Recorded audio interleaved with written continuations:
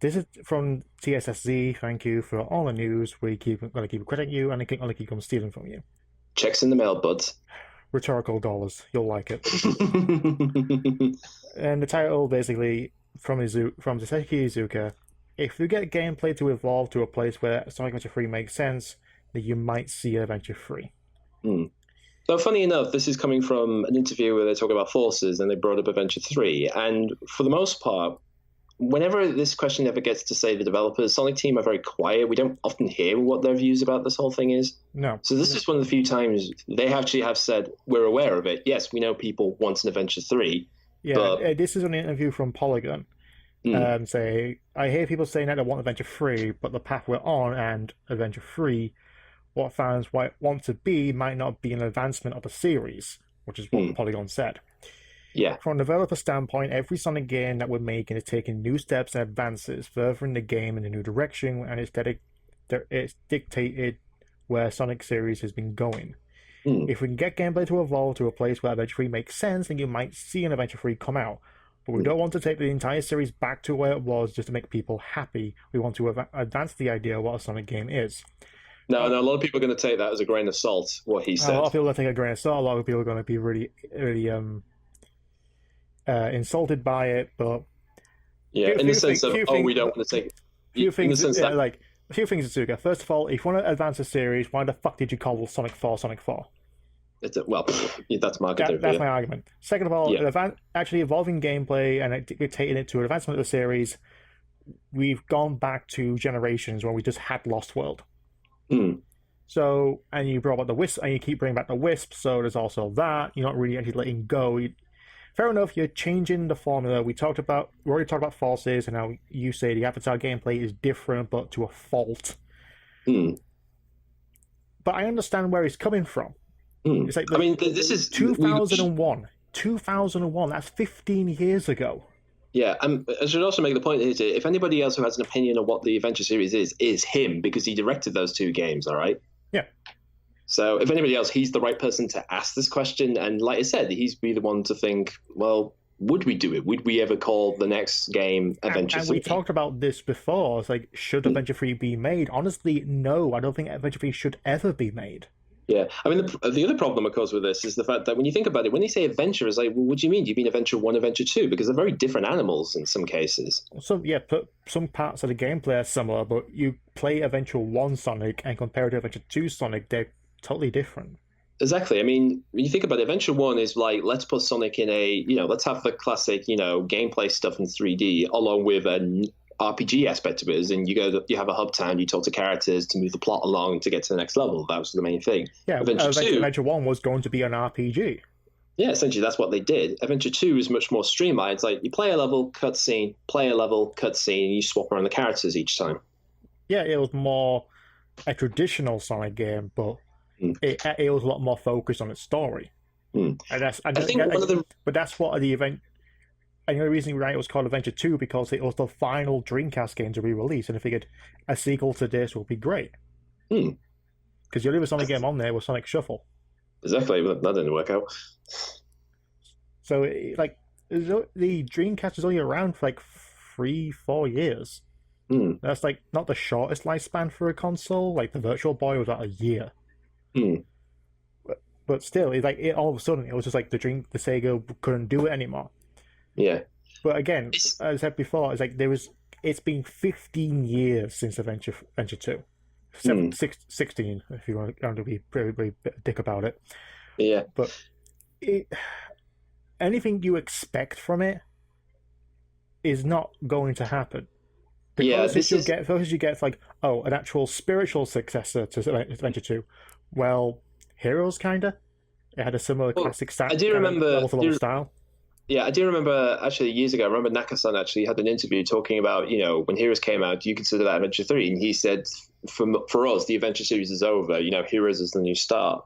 So they kind of already had to say in that a few years ago. Yeah. But it's interesting as well because I was talking to this, and there's a lot of people out there who did grow up with Sonic in Adventure 1 and 2. There are, like you said, there's a huge audience of us that were played through both eras, the 2D and 3D. There's a lot who only had the 3D era to start with. And like I said, a lot of people are very fond of those games to this day. And I'm not saying pretty fond of it. I still come back to Adventure 1 from time to time. Exactly, yeah.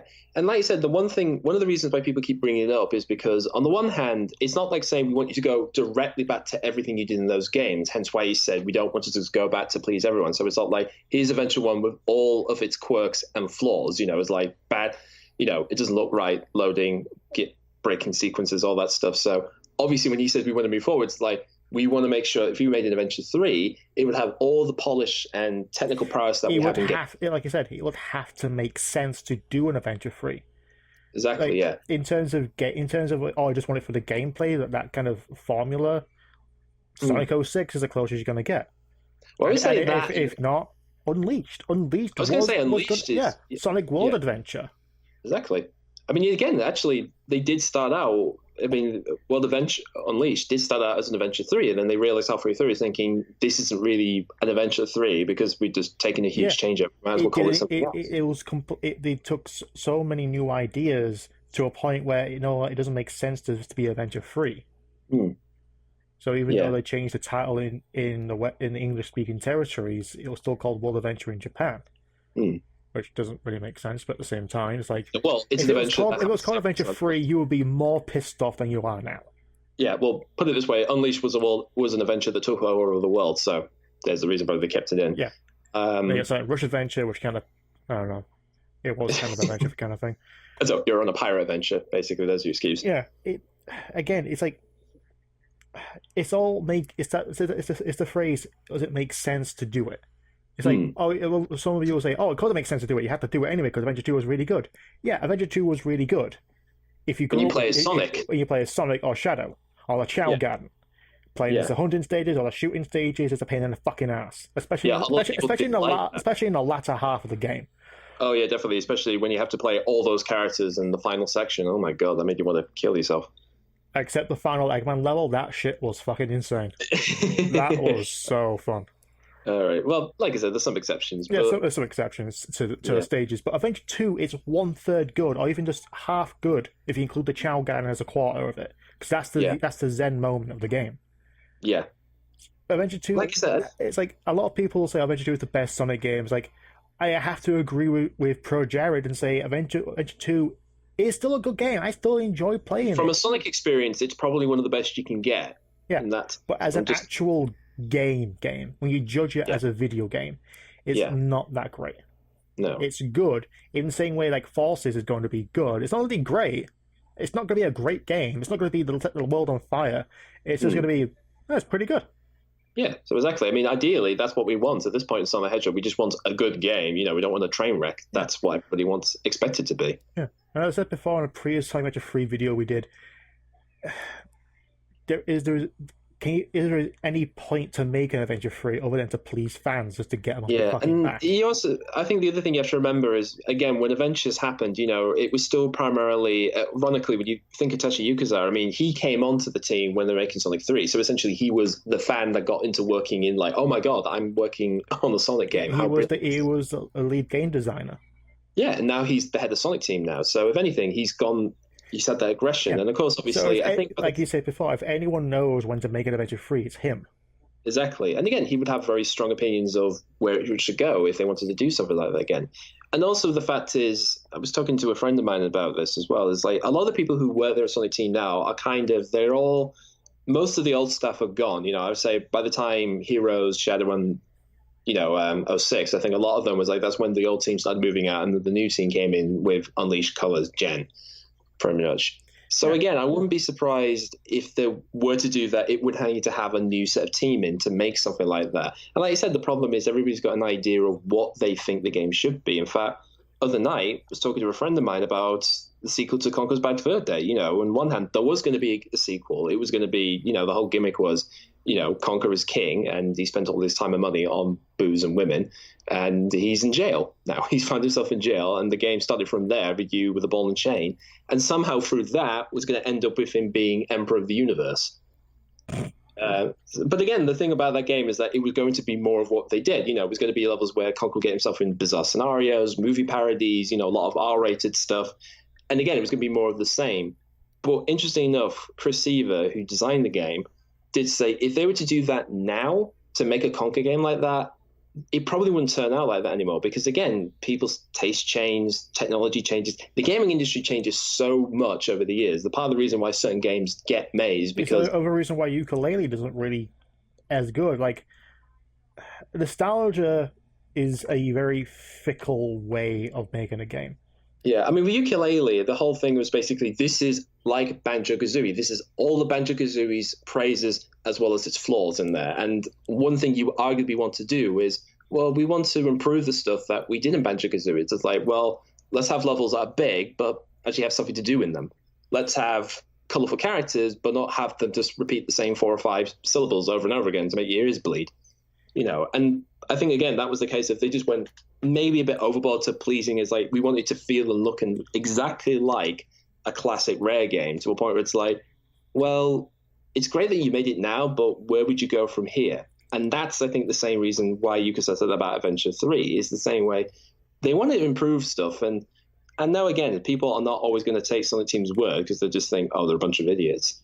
But like I said, I think it's important to them. It's like they want to make a good game. And like I said, the last thing they want to do, at least I hope they're not those people thinking, let's just slap the name on and call it that a day and just move on to something else. Sonic 4, for example.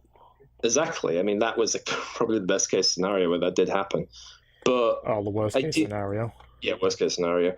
But again, I just like to think that even with, when you look at something like Lost World, I do think there's a lot of aspects in Lost World that if they were to take those elements and do them in the next game, but implement them better, easier, whatever, I think there's a genuine interesting turn you can take for the series. And like I said, I think that's what he means by taking new steps, is each game, they're learning lessons from what they did the last time. And arguably, I would say, I would want them to basically look at something that worked before, say, this was good, maybe didn't work perfectly, but if we can refine it, maybe next time we can get this working.